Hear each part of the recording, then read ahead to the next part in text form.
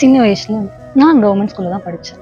அப்படின்னு சொல்றதுக்கு ஸ்டார்ட்டிங்கில் ரொம்ப கஷ்டப்பட்டுட்டு இருந்தேன். கவர்மெண்ட்னா தப்பு, நம்ம தான் ரொம்ப ஏழை மாதிரி ஃபீல் ஆகுறது, ஏதோ ஒன்றுமே இல்லாமல் இங்கிலீஷ் மீடியத்தில் படிக்கிறவங்களாம் ரொம்ப பெரிய டாப்பர்ஸ், அவங்களுக்கு தான் எல்லாம் தெரியும், நம்ம தான் ரொம்ப வீக் அப்படின்னு சொல்லிட்டு ரொம்ப கஷ்டப்பட்டுட்டு இருந்தேன். பட் ஒன்ஸ் அதை நான் ரியலைஸ் பண்ணது எப்போ அப்படின்னு உங்கள்கிட்ட இப்போ நான் ஷேர் பண்ணலான்னு நினைக்கிறேன்.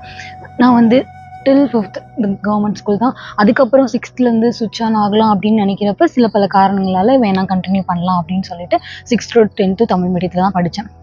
அப்போ அங்கே 10th படிக்கும்போது அப்போ வந்து என்னோட ரிலேட்டிவ்ஸ் எல்லாருமே வந்து ஸ்டேட் போர்ட்ஸ் அண்டு சிபிஎஸ்சி எல்லாத்தையும் வெளில தான் படிச்சுட்டு இருந்தாங்க. அப்போ ரொம்ப எனக்கு வந்து இந்த மாதிரி கில்ட்டியாக ஏதோ நம்ம தான் வந்து ரொம்ப வீக்காக இருக்கும். ஆக்சுவலாக அந்த டைமில் நான் வந்து இதோட ரொம்பவே லீனாக இருப்பேன். ஸோ வந்து இன்ஃபீரியாரிட்டி காம்ப்ளெக்ஸ் வந்து ரொம்ப அதிகமாக இருந்துச்சு. அப்போ நம்ம வின் பண்ண முடியாது, நம்மளால ஒன்றும் பண்ண முடியாது, நமக்கு எதுவுமே தெரியாது அப்படிங்கிற ஒரு இதில் இருந்தேன்.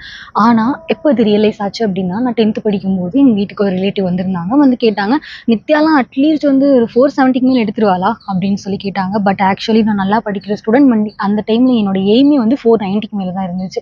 பட் ஆனால் அது வந்து அந்த வேர்டு வந்து ரொம்ப என்னை வந்து எப்படி சொல்றது, ரொம்ப எனக்கு காயப்படுத்திருச்சு. மேபி அது அவங்களுக்கு நார்மலா இருந்திருக்கலாம். ஆனா அது வந்து என்ன ரொம்ப காயப்படுத்தினது அது அவங்களுக்கு தெரியாது.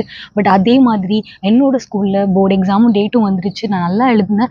அதே மாதிரி 488 மார்க் எடுத்துட்டேன். ஸ்கூல் ஃபர்ஸ்ட்டும் எடுத்துட்டேன். இன்ன வரைக்கும் அந்த மார்க் வந்து யாராலையும் பீட் பண்ண முடியல. நான் வந்து இப்பவும் நான் ப்ரௌடா சொல்லுவேன், நான் கவர்மெண்ட் ஸ்கூல்ல தான் படிச்சுட்டு வந்தேன் அப்படின்னு சொல்லிட்டு. அதனால எப்ப யாருக்கு என்ன முடியும்னு சொல்லிட்டு யாராலையும் சொல்ல முடியாது.